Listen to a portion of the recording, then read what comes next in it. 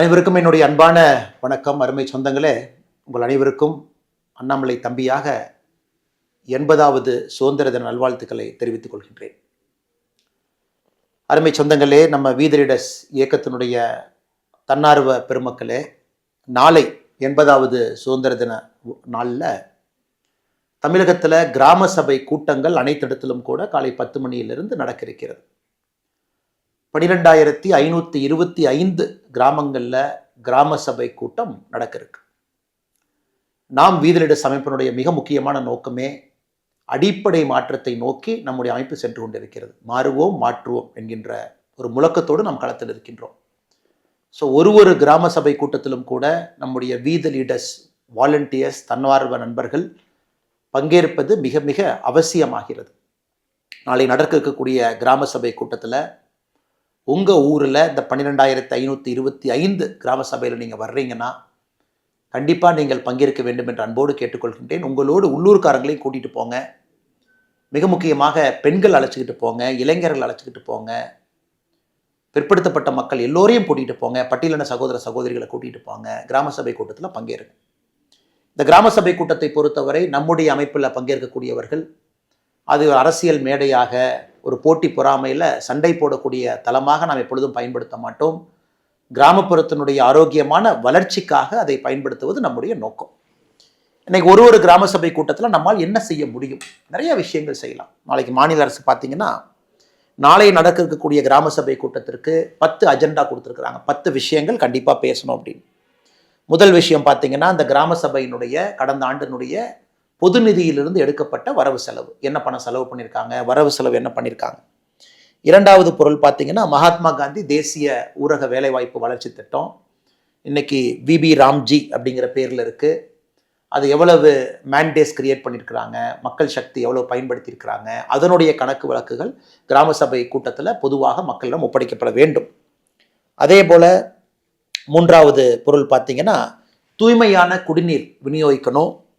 ஒரு கிராமத்தில் இருக்கக்கூடிய நீர்த்தேக்க தொட்டிகள் எல்லாம் மாதத்துக்கு 2 முறை சுத்தம் பண்ணணும். ஸோ மாநில அரசு சொல்லியிருக்கிறது, ஒரு மாதத்துலேயும் 5ஆம் தேதி 20ஆம் தேதி சுத்தம் பண்ணணும் அந்த குடிநீர் தொட்டியை. அதெல்லாம் சரியான முறையில் சுத்தம் பண்ணியிருக்காங்களா, அதுவும் கூட கிராம சபை கூட்டத்தில் அக்கௌண்ட் கொடுக்கணும். அதே போல் நான்காவது பொருள் பார்த்தீங்கன்னா, அனைத்து கிராம அண்ணா மறுமலர்ச்சி திட்டம், அதில் என்ன திட்டத்தில் என்னெல்லாம் உருவாக்கியிருக்கிறாங்க அதையும் மக்கள் முன்பு கிராம சபை கூட்டத்தில் வைப்பாங்க. அதில் குறிப்பாக அந்த திட்டத்தை நீங்கள் எடுத்துக்கிட்டிங்கன்னா, அதுலேயே சிறு பாசன குளங்கள் ஏரிகள் புதுப்பிப்பது. இன்றைக்கி நம்ம நிறைய இடத்துல வி தி லீடர்ஸில் பேசுகிறோம். உள்ளூர் ஏரிகள்லாம் நம்ம சுத்தம் பண்ணணும், தண்ணி கொண்டு வரணும், லிஃப்ட் இரிகேஷன் ஸ்கீமை மாநில அரசுக்கு ப்ரப்போஸ் பண்ணணும். உபரி தண்ணீர் ஒரு ஆற்றுல போகுது, அமராவதியில், காவிரியில், தாமிரபரணியில், எல்லா ஆற்றுலையும் போகுது, வைகையில் போகுதுன்னு அந்த தண்ணியை உள்ளூரில் இருக்கக்கூடிய குளங்களுக்கு கொண்டு வரணும். நம்ம பல இடத்துல பேசுகிறோம். அதையெல்லாம் கிராம சபையில் தீர்மானமாக போடுவதற்கு நாளைக்கு ஒரு பெரிய வாய்ப்பு.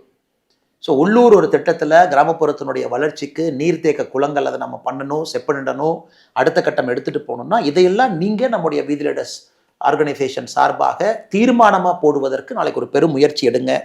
அதுவுமே அவங்களும் ஒரு தீர்மானமாக வச்சிருக்கிறாங்க. கிராம சபை கூட்டத்தில் சிறுபாசன குளங்கள் மற்றும் ஏரிகள் புதுப்பித்தல் பற்றி பேசுங்க அப்படின்னு. அதே போல் 6வது பொருள் ஜல்ஜீவன் திட்டம். மத்திய அரசினுடைய, மோடி அரசினுடைய ஒரு வீட்டுக்கும் குடிதண்ணீரை பொறுத்தவரை பைப்பு மூலமாக போகணும். அதை பற்றி விவாதித்தல். அது கரெக்டாக வந்திருக்கா, இல்லை கரப்ஷன் நடந்திருக்கா, எத்தனை வீட்டுக்கு தண்ணி போயிருக்கு, கரெக்டாக போகுதா, அதையும் பேசுவதற்கு ஒரு வாய்ப்பு. ஸ்வச்ச பாரத் பொருள் 7 தூய்மை பாரத திட்டம். கிராமத்தில் எந்த அளவுக்கு ஸ்வச்ச பாரதத்தை, தூய்மை பாரத் திட்டத்தை கொண்டு வந்திருக்கிறாங்க அதையும் பேசுவதற்கு நாளைக்கு ஒரு வாய்ப்பு. அதை தாண்டி 8வது பொருள் பார்த்தீங்கன்னா, தமிழ்நாடு மகளிர் மேம்பாட்டு நிறுவனம். அந்த நிறுவனத்தினுடைய கருத்துக்களை பேசுவாங்க. குறிப்பாக பெண்களுக்கான என்னென்ன திட்டங்கள் இருக்குது, ஆடு மாடு கோழி வளர்ப்பு, அந்த திட்டத்தில் பெண்கள் பயனாளிகளுக்கெல்லாம் என்ன கொடுத்துருக்குறாங்க, பயனாளிகள் எப்படி கண்டுபிடிச்சிருக்கிறாங்க, எப்படி ஐடென்டிஃபை பண்ணியிருக்காங்க, இதையும் பார்ப்பதற்கு ஒரு வாய்ப்பு. அதே போல் தீன்தயாள் உபாத்யாயா கிராமப்புற திறன் பயிற்சி திட்டம். ஒரு கிராமத்துக்கும் மத்திய அரசு ஃபண்டட் ட்ரைனிங் ஸ்கில் ப்ரோக்ராம். கிட்டத்தட்ட அங்கே தகுதி பெற்ற இளைஞர்கள் 18 வயசுலேருந்து 35 வயது இருக்கக்கூடிய இளைஞர்களுக்கு வேலை வாய்ப்போடு வரக்கூடிய விஷயங்கள், அதையும் கிராம சபை கூட்டத்தில் பேசுவாங்க. அதே போல் கால்நடை பராமரிப்பு துறை, அவங்களும் இதெல்லாம் பேசுகிறாங்க. நாளைக்கு அவங்களும் ஒரு பொருள் 9ஆக இருக்குது, 9th அஜெண்டாவாக இருக்குது. அதே போல் 10வது அஜெண்டா பார்த்தீங்கன்னா வேளாண்மை துறை. அவங்களும் என்ன வச்சுருக்கிறாங்க, பயனாளிகள் எப்படி ஐடென்டிஃபை பண்ணாங்க, அக்ரிகல்ச்சர் ரிலேட்டட் ஸ்கீம்ஸ் என்ன இருக்குது, PM கிசான் சம்மான் நிதி, பாரத பிரதமருடைய ஒரு விவசாயிகளுக்கும் 6,000 ரூபாய் சிறு குறு விவசாயிகள். இந்த 10 பொருள் இருக்கு. 11வது பொருள் நீங்க பேசக்கூடிய விஷயங்கள். அதனால நம்ம எத்தனையோ விஷயங்களை பேசுறோம், ஆக்கப்பூர்வமா பேசுறோம். ஒரு பக்கம் நம்முடைய அமைப்பு நீங்கெல்லாம் கடுமையாக உழைத்து மாற்றத்தை கொண்டு வருவது ஒரு பக்கம். இன்னொரு பக்கம் கிராமத்தை நீங்க அந்த பிரச்சனையை எடுத்து பேசி மக்களை ஒருங்கிணைச்சு கிராம சபைக்குள்ள அதை விவாதம் செய்து அதை நீங்க ஒரு அஜெண்டாவா கொண்டு வந்து அதை எல்லோரையும் கையெழுத்து போட வச்சு அதை நீங்க ஒரு ப்ரொபோசலாக கூட கவர்மெண்ட்டுக்கு அனுப்புவதற்கு ஒரு பெரிய வாய்ப்பு. இதில் பார்த்தீங்கன்னா நிறைய மத்திய அரசினுடைய திட்டங்கள் இருக்கு, நிறைய மாநில அரசினுடைய திட்டங்கள் இருக்கு. நம்முடைய அமைப்பை பொறுத்தவரை மாநில அரசு மத்திய அரசு 2 அரசினுடைய திட்டத்தை முழுமையாக மக்கள்கிட்ட எப்படி கொண்டு போய் சேர்த்துறது அப்படிங்கிறதுக்காக நம்ம முயற்சி எடுத்து வேலை செய்து கொண்டிருக்கின்றோம். அதனால் அருமை சொந்தங்களே, நாளைக்கு யாரெல்லாம் அவைலபிளாக இருக்கிறீங்க, யாருனாலாம் முடியுமோ நீங்கள் ஆகஸ்ட் 15ஆம் தேதி 2026 12,525 கிராமங்கள் நடக்கக்கூடிய கிராம சபை கூட்டத்தில் நீங்கள் போகணும், பங்கேற்கணும். ஆக்கப்பூர்வமான விவாதங்களை வீதிலிட அமைப்பு மூலமாக நீங்கள் முன்னெடுக்க வேண்டும் என்று அன்போடு கேட்டுக்கொள்கின்றேன். அதே நேரத்தில் கோரம் இருக்கு. ஒரு கிராம சபைக்கும் குறைஞ்சபட்சம் எவ்வளோ மக்கள் வந்தால் தான் நம்ம தீர்மானம் போட முடியும். இப்போ 500 பேர் இருக்கக்கூடிய ஊராட்சி மக்கள் தொகை 500 பேர் இருக்காங்கன்னா 50 பேர் குறைந்தபட்சம் கிராம சபையில் பங்கேற்கணும். 501 3000 பேர் இருக்காங்க அப்படின்னா குறைஞ்சபட்சம் 100 பேர் பங்கேற்கணும். 3001 10,000 பேர் இருக்கிறாங்கன்னா குறைஞ்சபட்சம் 200 பேர் பங்கேற்கணும்.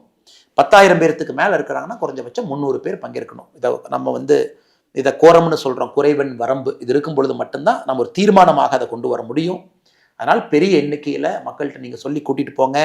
அதில் கண்டிப்பாக 1/3 33% நம்முடைய சகோதரிகள், பெண்கள், தாய்மார்கள் இருக்கணும். அதே போல் SC ST அன்பு சொந்தங்கள் அவங்களும் பெருமளவில் அதை பங்கேற்கணும். இளைஞர் பெருமக்கள் பெருமளவில் பங்கேற்கணும். அதனால் அந்த கிராம சபை கூட்டத்தை ஆக்கப்பூர்வமாக நீங்கள் பயன்படுத்தி ஊரினுடைய பிரச்சனையை முன்வைப்பதற்கும் அந்த ஊருக்கு அரசு செய்திருக்கக்கூடிய வேலைகளை நீங்கள் பார்ப்பதற்கும், பொதுவாக மக்கள் நீங்கள்லாம் சேர்ந்து அக்கௌண்ட்ல இருந்து செலவு செய்யப்பட்டிருக்கக்கூடிய கணக்கிலிருந்து திட்டங்கள் எப்படி வந்திருக்குன்னு பார்ப்பதற்கெல்லாம் ஒரு வாய்ப்பு. இதை நீங்கள் முழுமையாக பயன்படுத்தி கொள்ள வேண்டும் என்று கேட்டுக்கொள்கின்றேன்.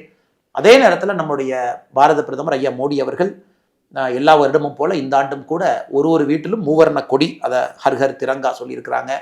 அதையும் கூட ஒரு இந்திய குடிமகனாக ஒரு தேசப்பற்றோடு உணர்ச்சியோடு நம்முடைய எல்லா வீட்டிலும் கூட வீத லீடர்ஸ், வாலண்டியர்ஸ் நம்ம எல்லோருமே ஒரு தேசிய கொடியை நாளைக்கு ஆகஸ்ட் 15ஆம் தேதி நம்முடைய வீட்டில் ஏற்றணும். அல்லது குறைந்தபட்சம் ஒரு தேசிய கொடியை நம்ம கட்டி வைக்கணும். மக்கள் பார்க்கிற பார்வையாக அந்த தேசிய கொடி இருக்கணும். அதே போல் மாநில அரசினுடைய திட்டங்கள், மத்திய அரசினுடைய திட்டங்கள் முழுமையாக கொண்டு போய் சேர்ப்பதற்கு இந்த நாளை பயன்படுத்தி கொள்ளுங்கள். நன்றி, வணக்கம்.